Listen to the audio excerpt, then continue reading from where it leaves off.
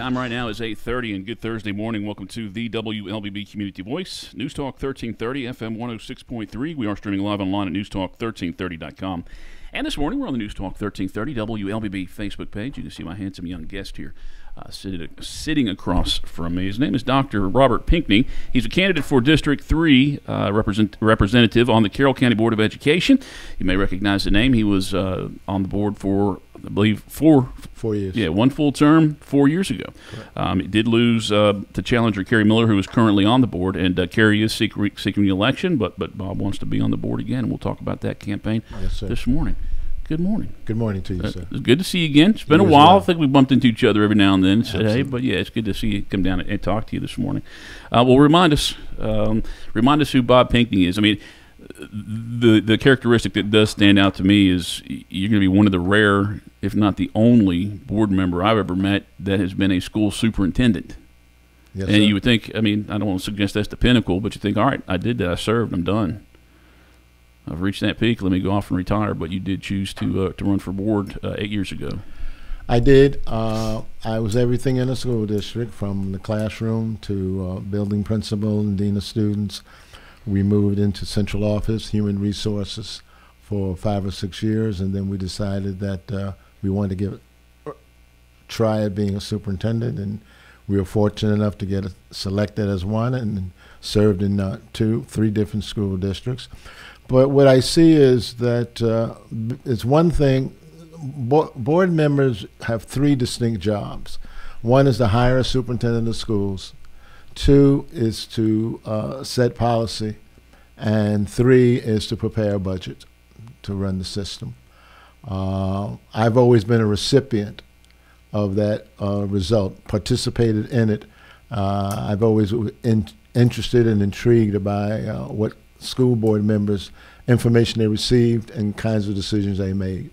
And until when we came here, my whole life has been devoted to children, and I had a void working with kids. I mentored at the Sand Hill Elementary, at Ithaca Elementary, and Villa Rica Middle School, as well as Bay Springs, to get engaged.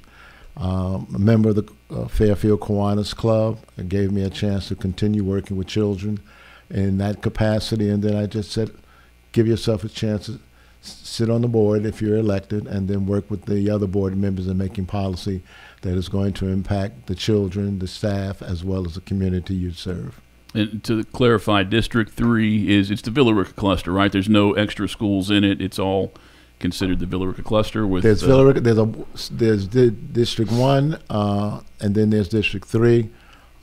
We have Dr. Brooks happens to be the person in District 1.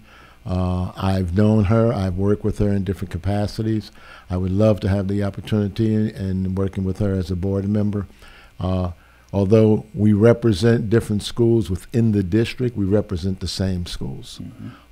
Either or of us can speak to the interests of and the service of the children and the parents and teachers of District 3. I guess I did want to clarify that because, I mean, my brain, I'm looking at districts and I'm comparing the districts, but you're not cutting that district off. You're thinking even though Villa Rica Cluster has 2 districts, you're thinking that district does serve all of Villa Rica Cluster. It serves all of Villa Rica Cluster, and in addition to that, Colin, I also believe that I may be a representative of District 3 in the Villa Rica Cluster, but I'm also a board member for Carroll County.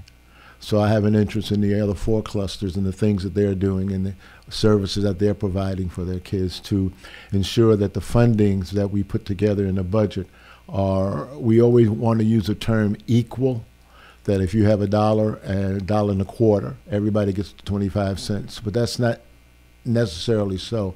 There's another word called equity. Where's the need the most? And that's what I want to look at, is how we expend our funds, as long as we make sure everyone has the basics that they need. Other places have a little additional thing, whatever that might be. We just went through a building campaign when I was on the board of the sports complexes. But they went cluster by cluster. And I was supportive of that because I knew Villa Rica's cluster would get its chance, and then we can provide input. So yes, I may represent 3, but I am a board member for Carroll County. Dr. Bob Pinckney, our guest on this morning's Community Voice program, is candidate for District 3 on the Carroll County Board of Education. Any questions or comments, I encourage you to post those to the News Talk 1330 WLBB Facebook page, and I will take a peek there and sharing those comments with our guest. Is there a particular issue now that motivates you? I mean, it's just 4 years away from being on the board. I don't know, when you stepped away, if you were just like, okay, well, I did my job, I did my public service, I'm done. Did you always intend to want to be on there, or did something in the last 4 years? Did you see something that, well, maybe I could change that? I mean, you talked about equity for all school systems. That may be one of them, but. Well, the equity issue, but I want to also speak about the notion of diversity. We have a very diverse county here. Villa Rica is the largest of the 5 cluster. Villa Rica has the most diverse student population in the clusters, but Villa Rica's classrooms, their teachers, I've in conversations with other board members as well as with the superintendent when I was on the board, was that I made a statement that our children, diversity of children, like to see someone standing in front of them who looks like them, reflects them. It gives them something to goal to reach for.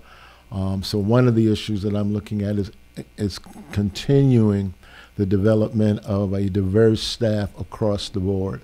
And again, not only in the Villa Rica cluster, but in the others as well. We are a diverse country. We have issues. We get to know and resolve those issues once we get a chance to know one another, and other than light of waiting for the TV or the newspaper to tell us how to think and what decisions to make. Freaking media. Media's messing everybody up. Your perspective of a school district, I mean, is K through 4 basically to prepare a student for middle school, and 5 through 8 to prepare a student for high school, and high school to prepare somebody for the next step in the real world? Is that how it's broken down, or I mean, is it from the start? Are we preparing kids? Yes. For what's after after high school? Obviously, the job is to educate students from age 4 through 17, 18 graduation. But when you break it down into elementary, middle, and high school levels, the critical piece is that pre-K, getting them ready for school. If you spoke to teachers, they can distinguish in their kindergarten classes those students who've had interventions from either home or other kind of schooling. So I would look to expand our pre-K program, because although that's a lottery, if we understand the lottery, and however many of us have had the opportunity of winning the lottery, some of us lose. Does it have to be a lottery? Well, in the state of Georgia, it's a lottery. I'm from the originally superintendent on Long Island in New York. Pre-K was a state program.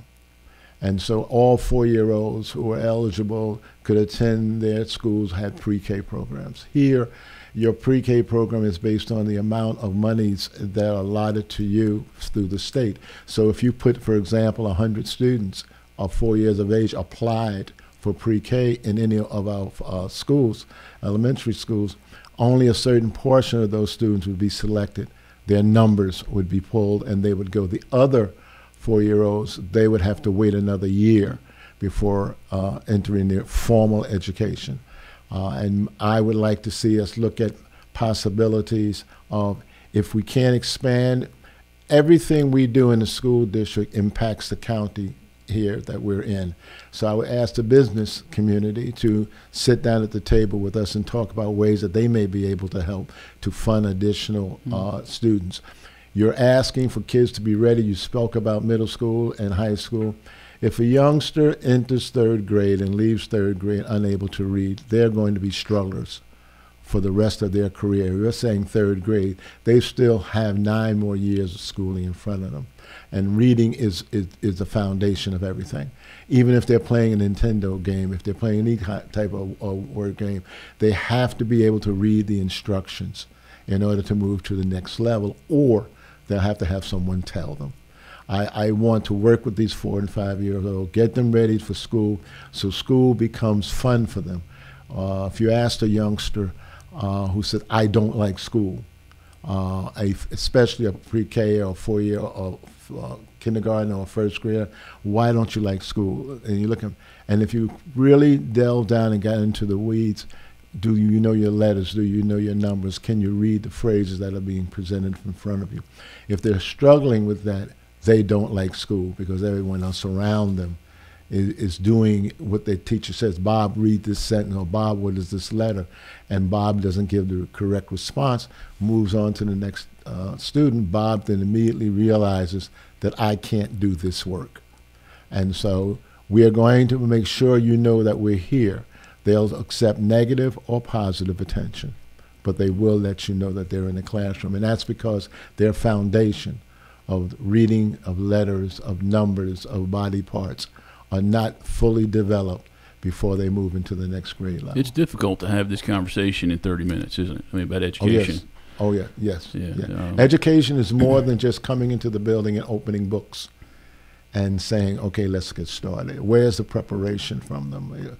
If I look at my children, my wife, who happens to be my campaign manager, Cricket, she was a Montessori teacher. So we had the benefits of both of our boys having Montessori right up until 4th grade. A different style of learning. When I was superintendent of one of my school districts, I asked the Montessori school where she worked if some of my teachers could visit and see how Montessori goes about teaching 4 and 5 years old. Not to make any significant changes in our curriculum, but giving them another tool, another arrow in their quiver that they could use to help possibly a struggling student that they didn't pick up in other classes when they're doing their graduate work. So getting those 4 and 5 years olds ready for school, then the rest of the time is their innate ability, and we all have it. Do we need math? Math? More than one class? Can we just have one math class and be done with it, Bob? No, math is interesting. For me, I would say, yes, you need math, but then if you looked at my background in math, that was the most difficult part of my development in the degrees and the different places that I've been was in mathematics. But you, excuse me, but you need mathematics, you need literature, you need words, you need vocabulary. You need a caring individual. Remembering we're talking about 4 and 5 year olds. And if we really can picture a 4 and 5 year old, those are our babies.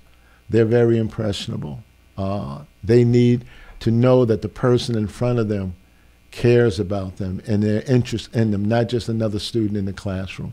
And that's why I feel that when we have a mixture of faces and experiences in front of our children as they move through the continuum of education, then they naturally understand people are different only in whom the person is and nothing else. Time right now is 8:43. I know I need to take my first break here, Josh, but this popped in my head. How do we are teachers incentivized to make students do good on tests more so than whatever is believed that will make them carry on the skills and what they learn for the rest of their life? I mean, is there you use the word test, and I've often been troubled by the fact that we prepare our students to have been preparing our students to. I mean, I know myself. I mean, up through college. I mean, I was focusing on that test. Passing that test. That test. That was my mindset. And then 2 or 3 months later, if you ask on the test, you would not. The way I work with my staff is, one, we did all of our testing. First of all, was in the same format as the major tests that we had, with font size, the way they were set up on the paper, etc. So the kids would become familiar with it. But more importantly, teach the curriculum. The test questions, the testing is about the curriculum you're learning. So you don't have to specify just this particular part. If you teach the entire curriculum thoroughly to the children, when the tests are given to them, it's in a font that they've seen before, it's worded in what they've seen before. So now all they have to do is draw upon the knowledge that they've acquired while being with you in class. Bob Pinckney, our guest on this morning's Community Voice program. Again, time right now is 8:45. We'll take our first break and come back and continue our show. If you have any questions or comments, please post those to the News Talk 1330 WLBB Facebook page, and I will try to share them. We'll be back with more in 1 minute. Health is a journey. It's making better choices, even when it's not easy. It's taking care of yourself and the people you love. At Tanner Health System, we're there for you with every step, with primary care, heart care, cancer care, women's care, orthopedics, surgical services, and so much more. We're dedicated to helping you live and feel your best. So let's get on that journey to health. You've got places to be for many years to come. Find us at tanner.org. The AP Scholar Journey at Oak Mountain Academy is designed to provide students with a clearly defined advanced placement curriculum track to earn a series of distinctions upon graduation. This journey enables academically prepared students to pursue college-level studies throughout 17 AP courses in 5 subject categories while enrolled at OMA. I'm Patrick Uran, head of school, inviting you to journey with us on the mountain. For more information, visit us at oakmountain.us. Discover your journey at OMA. Prepare, explore, and achieve.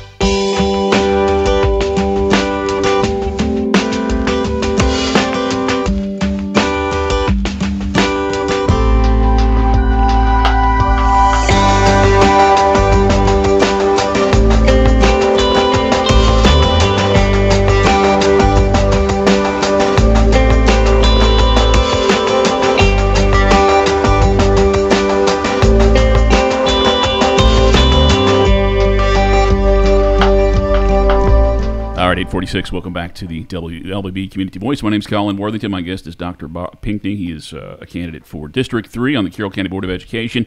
Jenny Legel-Dollar checking in. She said, yes, mandatory pre-K. They are not ready for K in first grade without it. And then she says, thank you, Dr. Pinckney, because I think you kind of verified what she was thinking and what she may have been trying to say in an initial post. Jenny, thank you for checking in this morning.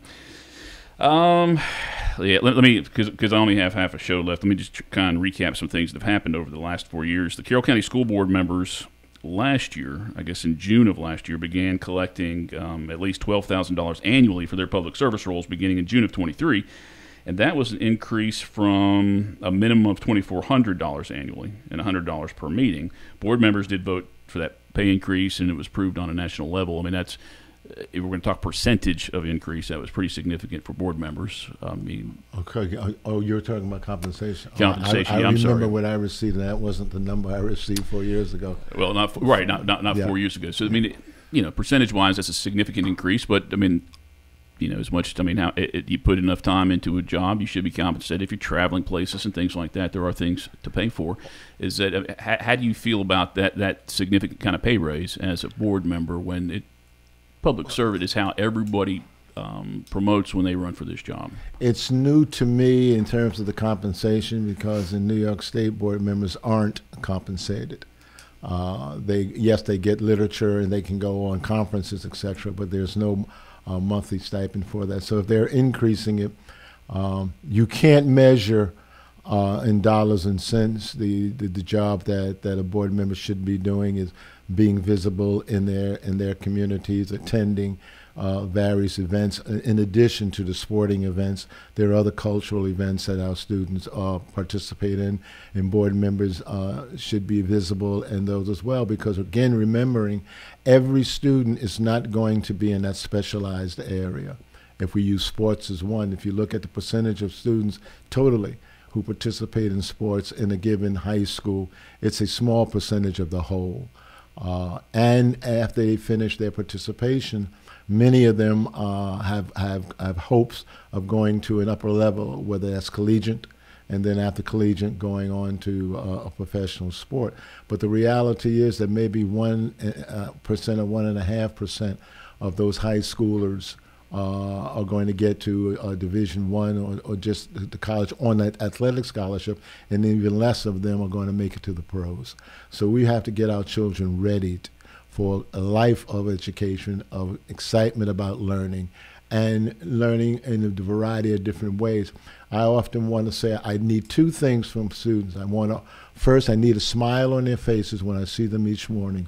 And then I want to make sure that we're giving them and developing them to a level where they have choices. I'll use one of our sons. In high school, he was going to be a physical therapist. When he got into college, he was going to be an orthopedist. He is now an attorney for the Department of Transportation in Washington, D.C. But the reason he was able to make those choices was because he had the foundation. And that's what I want to see in all of our children. That's what I mean when I say diversity. I'm for all children.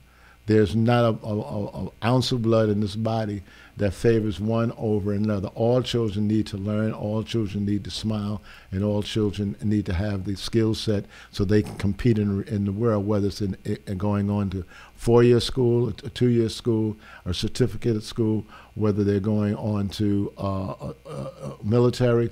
They need a foundation in order to go into those different divisions. And then, once in there, can they make changes in their lives if they want to? And the future that we're seeing in the country and in the world is with the technology we have, there are going to be a lot of choices that have to be made. Our job on this level is to make sure that they have a solid, fair education. Let me ask you one more question before we go to our break here. Budget discussions have just started being put out publicly. I'm sure they talk about them, 8 months out of the year, but they first started being presented publicly. The budgets seem to continue to go up, whether it's the general revenue or it's grants or anything. We've got new facilities that need to be maintained. So all those considerations are going to be put into the budget and what it costs the school system. Do we ever see a time where those budgets can go back down? Are there ways to drop those budgets, or should we, as taxpayers supporting the school systems in our county, do we just have to suck it up and say, all right, that's going to happen this way? Taxes are going to be with us all of our lives. And the school taxes, the way I would express it, when I moved into a district as superintendent, that was the first question that was always posed to me, and that was, you're going to cut the budget. And my answer to that was, I'm not going to tell you I'm going to cut the budget. What I am going to tell you is that I'm going to justify every expenditure. For example, New York State, you did not have, kindergarten was not required. It was 100% of school districts in the state of New York have kindergarten, but it's not a required first grade to 12th grade is. So I simply said that then we'll eliminate our kindergarten program. Of course, we're not going to do that. That's a cost. Transportation is a cost. You have a certain mileage distance from your home to the school. Elementary, middle, and high school, those distances increase. You may have to increase the distances to make kids eligible for bus transportation, and that way you can cut monies there. Justify the expenditures. This is what it costs to run that. You have an electric bill, a water bill, a heating bill. That has a cost factor to it. You may have to talk to your schools about how they use the energy, etc. But I cannot just simply say that I'm going to cut the budget without understanding what it is that I'm cutting, and the impact of what I'm cutting should be the bottom line of how it's going to affect teachers and students. One phrase I used to use was that school budget reflects a commitment of the Board of Education to the education of its students. Now, here in Georgia, you have across the state, you have 153 counties or so. Each one of those have a different economic situations in them. Some in the Atlanta area you would consider to be wealthy. They have a different budget. The state gives us theirs, and then they contribute to that because the commitment to educating their children is first and foremost. That's a decision that, the board with the superintendent is going to have to make. And then I'm used to communities voting for budgets. Here we present the budget to the community.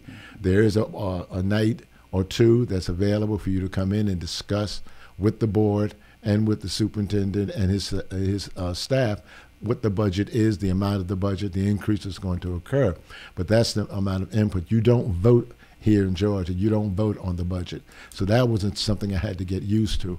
And we should be explaining what our increases and why we're having increases, not just doing it because we have the right to do so. Time right now is 8:55. We'll take our final break. Come back with a few minutes as we wrap up our program with Dr. Bob Pinckney, candidate for District 3 on the Carroll County Board of Education. Community Voice brought to you by Tanner Health System and Oak Mountain Academy.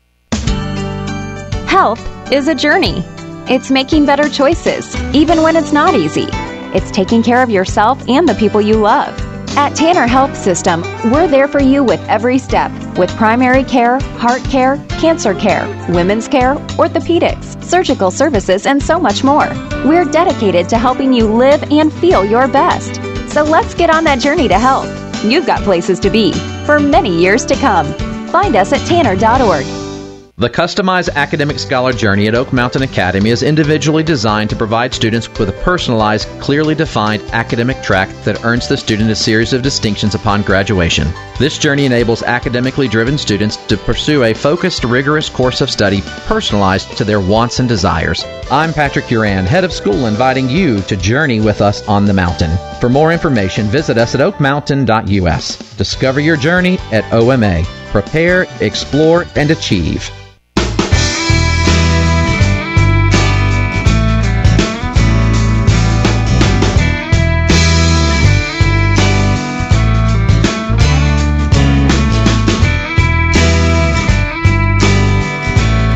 All right, 8:55. Welcome back to Voice News Talk 1330 FM 106.3, and we're on the News Talk 1330 WLBB Facebook page right now. We're going to wrap up our program, and I will just hand this off to Dr. Pinckney again. He's a candidate for the District 3 seat on the Carroll County Schools Board of Education. You're going door to door. I'm leaving. I'm in a hurry, Bob. It's 7:30 in the morning. I've got the baby in one arm and newspaper in the other, and I'm balancing my coffee on my head, and my wallet's falling out. And I'm picking all this stuff up, but this is your opportunity to tell me I'm in your district. Why should I support Bob Pinckney for this role? I'm hoping that you would understand that Bob Pinckney is a career educator. He has 4 years background experiences, as I said earlier, from the classroom to the superintendent's office. He's worked in different parts of the country, learning different ways of presenting information to students, working with staff. And I want to say that teachers are a critical component to us. They are the front line. They meet the students each and every morning, and they're the ones that greet them. So we need to be fair to the teachers. We're losing staff in Carroll County to contiguous counties and other places because of the differential. So when you talk to me about taxes, I understand them. We have to pay them, justify the expenditure of them, look for a person who's going to ask that second and third level question. With my background and experiences, we can have a program being presented, but there are insights. How does this is going to affect the children in the classroom? How is this going to affect the training, staff development of the teachers? How we're going to measure the success of the program we're investing. We're being asked to make $1 million decisions. And in order to get my vote, I need the background. I'm not asking questions to question you as whether you're right or wrong. I'm asking for more information so I can make an intelligent decision when it comes time to vote. So trust this person to care about your children. Trust this person to care about staff. Trust this person to care about the county of Carroll. We're premier in a variety of areas. We need to be premier across the board, not just in the matter of vocabulary word that we're premier. We have lovely facilities. We have kids and we have adults inside of those facilities. Let's make sure that everybody has what they need in order for them to provide and educate your child, because you have to think about tomorrow. They're in school today, but there's going to be a tomorrow. And are they ready to meet the world when they leave our attention? Do we follow them for a couple of 3 years, but once they graduate, just to see a sampling of how the kids are doing? So my focus is a man who cares about kids, cares about staff, cares about education for all. Thank you for holding my baby during that, too, because I was about to drop him. So it's very kind of you. Bob Pinckney, our guest on this morning's Community Voice program, candidate for District 3 on the Carroll County Board of Education. Bob, good to see you again. You as well. And good to talk to you. And thank you for listening this morning to the WLBB Community Voice. Our candidate community voices continue through the next 3 or 4 weeks. Early voting is Monday. Monday 29th, yep. And the actual vote is May 21st. May 21st. Tomorrow's guest, candidate for District 71 State House, Mark Latanzio. So hope you'll tune in for that program at 8:30 right here on News Talk 1330 FM 106.3.